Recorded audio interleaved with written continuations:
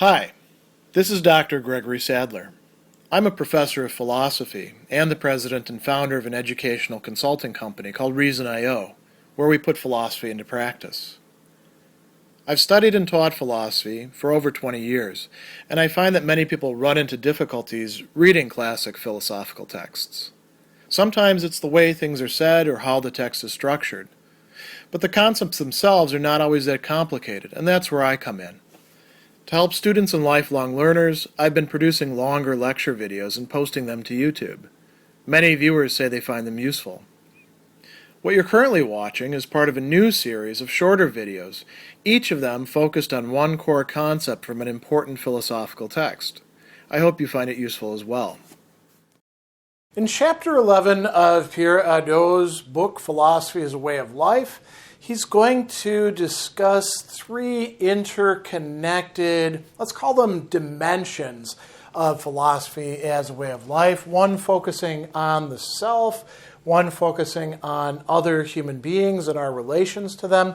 And then we can talk about the world, or he uses the phrase cosmos and cosmic consciousness.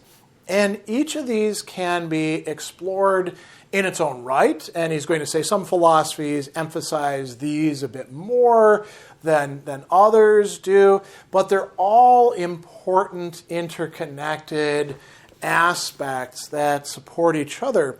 So he's going to start out by talking about the word philosophia, the love of wisdom, being used to express this conception of philosophy as a way of life. And he says that philosophy was a way of life in its exercise and its effort to achieve wisdom, and in its goal, wisdom itself.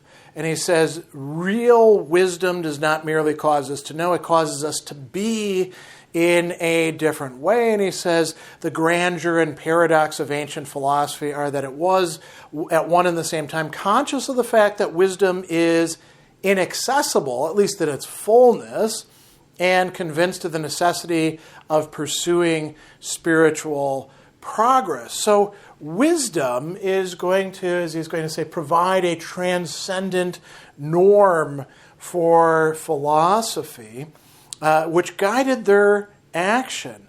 And what does this consist in? He tells us wisdom then was a way of life which brought peace of mind, ataraxia, not being troubled by things. Ataraxia is the Greek term for that. Inner wisdom, autarkeia, literally being, self-sufficient, and a cosmic consciousness. And then he goes on and he explains each of these in turn. He says that first and foremost, philosophy presented itself as a therapeutic intended to cure mankind's anguish. And so this is an important aspect. He also says it presented itself as a method for achieving independence and inner freedom, the state in which the ego depends only upon itself. And he says, well, we encounter this in Socrates, the Cynics, Aristotle as well, for whom only the contemplative life is independent, in Epicurus, and among the Stoics.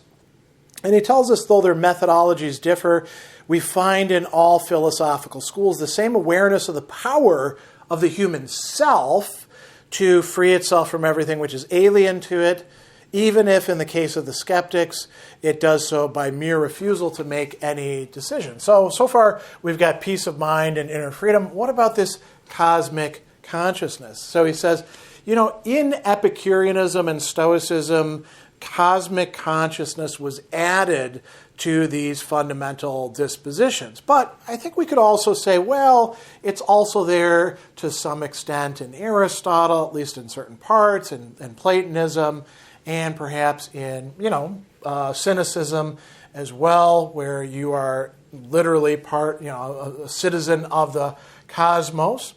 So he says, what does cosmic consciousness mean? He says, it's the consciousness that we are part of the cosmos. And so you might say, okay, great, that's easy enough, but what does that actually translate to? So here he's got two really important phrases that I think are good balance points with each other. So he talks about a dilation of ourself throughout the infinity of universal nature. And he brings up Epicurus' disciple Metrodorus. Remember that although you are mortal and have only a limited lifespan, you have risen through the contemplation of nature to the infinity of space and time, and you've seen all the past and the future. Then he brings up Marcus Aurelius. The rational soul travels throughout the whole universe and the void that surrounds it. It reaches out into the boundless extent of infinity and examines and contemplates the periodic rebirth of all things. So he's going to summarize this by saying, at each instant, the ancient sage was conscious of living in the cosmos, and he placed himself in harmony with the cosmos.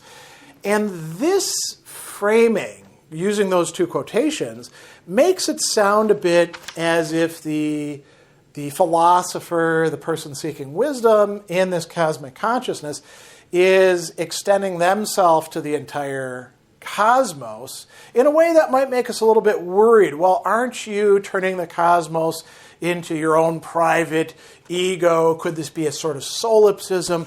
And something that he's going to say later really drives home the point that that is not what these ancient philosophies are doing. So he returns to this discussion of cosmic consciousness towards the end. And he says, philosophy in antiquity was an exercise practiced at each instant. It invites us to concentrate on each instant of life, to become aware of the infinite value of each present moment. So far, so good. What allows that to happen? Once we've replaced it within the perspective of the cosmos. So he says the exercise of wisdom entails a cosmic dimension, whereas the average person has lost touch with the world, doesn't see the world qua world, but rather treats the world as a means of satisfying his desires. The sage never ceases to have the whole constantly present to mind. He thinks and acts within a cosmic perspective. Now, here's the clincher. He goes on and says, he thinks he has the feeling of belonging to a whole which goes beyond the limits of his individuality. So this is not a projection of the individual out into the totality of the cosmos or the world, the way the ordinary person extending their desires outward is doing so. It's recognizing the otherness of everything else within the cosmos and that you're a part of it, not the totality of it, but that your mind is able to expand to this. This is the privilege of being a human being, to be part of this entire, whatever you want to call it, household, oikonomike, beautiful, ordered universe, commonwealth. We're going to come to political dimensions a bit later. So this is really quite important. He says, here's another really important point. Is this like scientific understanding? He says, well, no, in antiquity, the cosmic consciousness was situated in a different perspective from that of the scientific knowledge of the universe that could be provided by astronomy. Scientific knowledge was objective and mathematical. What's different about cosmic consciousness? It is the result, Hadot says, of a spiritual exercise. I would say of spiritual exercises, plural. And then he's going to go on and say something really striking. This exercise was situated not in the absolute space of exact science, but in the lived experience of the concrete, living, and perceiving subject. This then leads him to talk about something in modern, very late modern philosophy, namely what phenomenology as a movement contributes to our grasping how we perceive the world, how we understand and take in and move around in the world. He talks about Husserl, Edmund Husserl, one of the great early leaders of the phenomenological movement, and the opposition he points out between the rotation of the Earth, which is proved scientifically, and the Earth's immobility postulated by our day-to-day experience and by transcendental or constitutive consciousness. And then he talks about Maurice Merleau-Ponty, who has an entire book called The Phenomenology of Perception, one of Husserl's students.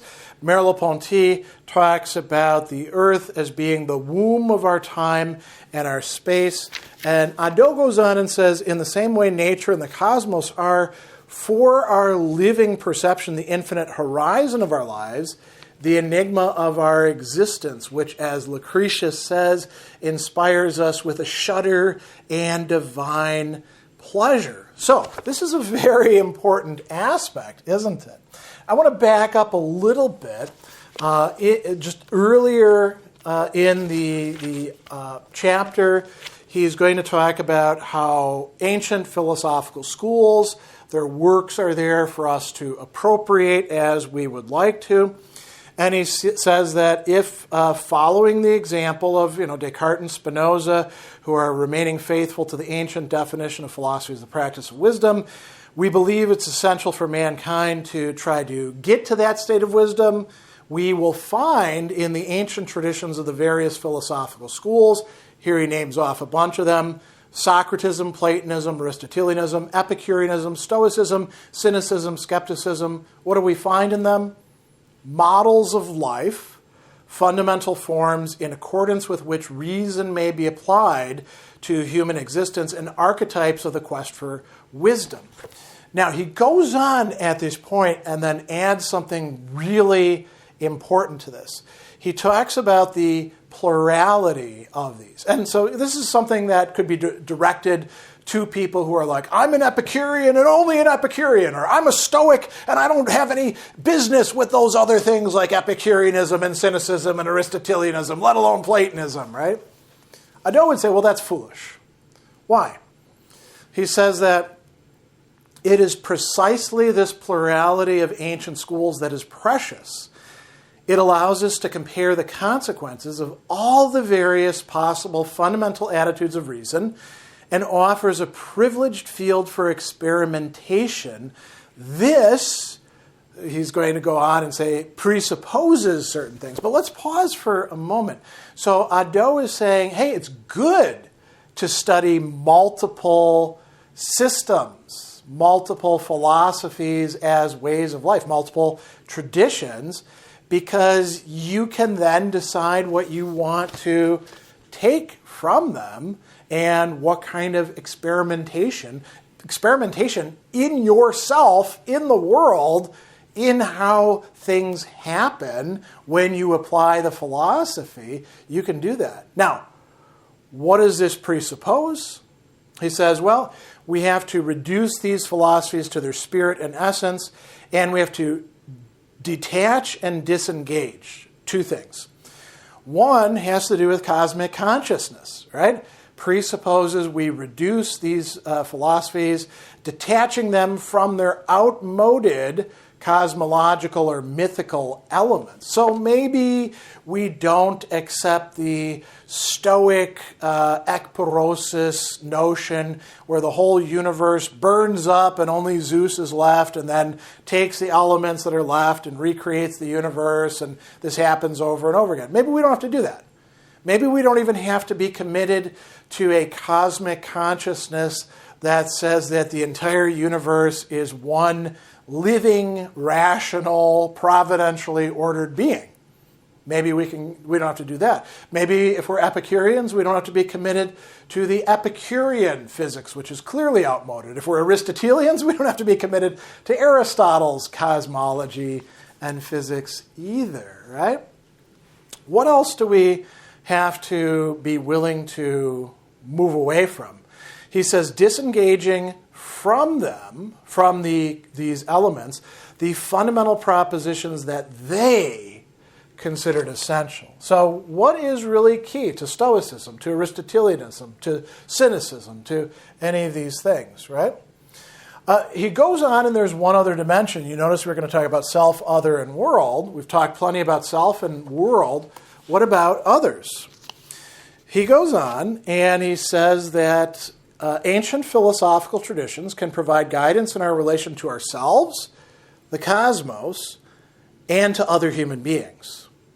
And he says, here's a cliche or prejudice that we find in modern historians, and I would say in general in modern culture as well. Ancient philosophy was an escape mechanism. He says, well, that's complete nonsense. But what are the sort of things that people say? Well, the Platonists, you escape into the heaven of ideas. If you're an Epicurean, the refusal of politics. In Stoics, the submission to fate. Here's a great, little digression. No Stoic said amor fati. That's a Nietzschean phrase that modern-day Stoics seem to have, glommed onto, and is not really of the core of Stoic philosophy necessarily, right? So he goes on and he says, this way of looking at things is doubly false. In the first place, ancient philosophy was always a philosophy practiced in a group. It always has a communal, interpersonal dimension to it. What do these look like? Pythagorean communities, Platonic love, Epicurean friendship. So even though the Epicureans do disengage from politics, friendship is absolutely central to them. Stoic spiritual direction. He goes on and he says, ancient philosophy required a common effort, a community of research, mutual assistance, and spiritual support.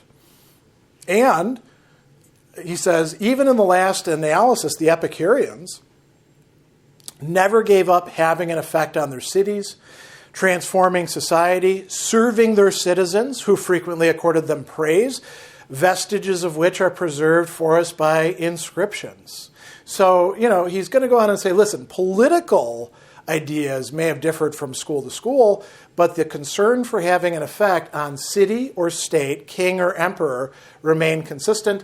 This comes through particularly in Stoicism, but it's also there in the others. And so what do we have? He's going to say this is about justice. And he's going to talk about a duty to act in service to the human community. What is the human community? Well, it could be your friendship group. It could be the entire cosmos. It could be your nation. It could be the group that you're assigned to as a soldier out there on the battlefield. It could be your household. There's a lot of different possibilities, but we're always engaged with other people. So philosophy as a way of life doesn't mean just like withdrawing from everybody. Ooh, I'm doing my cynicism, my Epicureanism, my Stoicism all by myself and screw everybody else. No, that would actually be false, right?